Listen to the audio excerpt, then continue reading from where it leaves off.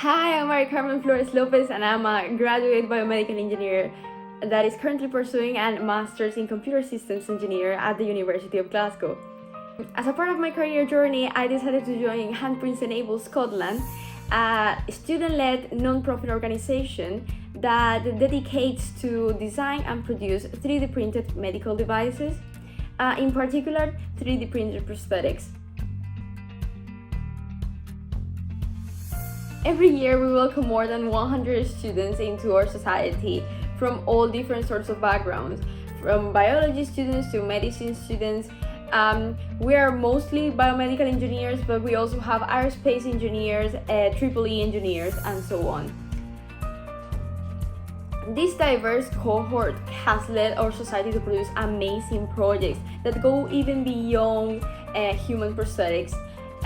We have created fingerprints and rehabilitation devices such as an exoskeleton. So how do we start? We first have an idea and we know what that idea is supposed to do. So let's say we want to design a new model for a prosthetic, and we would think first what do we want that prosthetic to do and why do we need those features in real life? Why a person, an amputee or a person with low mobility on their hand would need that kind of feature. So let's say we want to control the prosthetic with your muscles instead of manually. Okay, then, so we have an idea and now we need to do some research, get the electronic components, get the sizes right for the prosthetic. We need to start creating a design.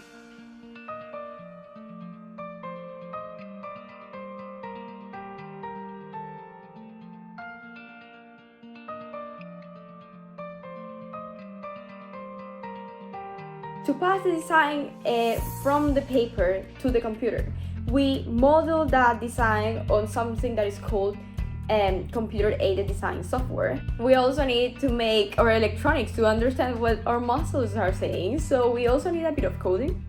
Once we have all parts modeled on the CAD software, we would need to print them out. And now the most interesting bit, but the hardest at the same time: testing. Nothing is gonna go as planned, and there is always room for improvement.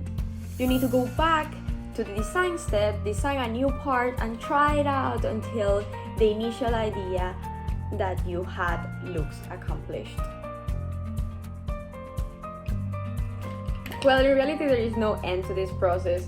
There is always room for improvement, and technology is evolving day by day, and prosthetics are no exception. So yeah, in 20 years, probably there will still be things that we haven't tried out yet.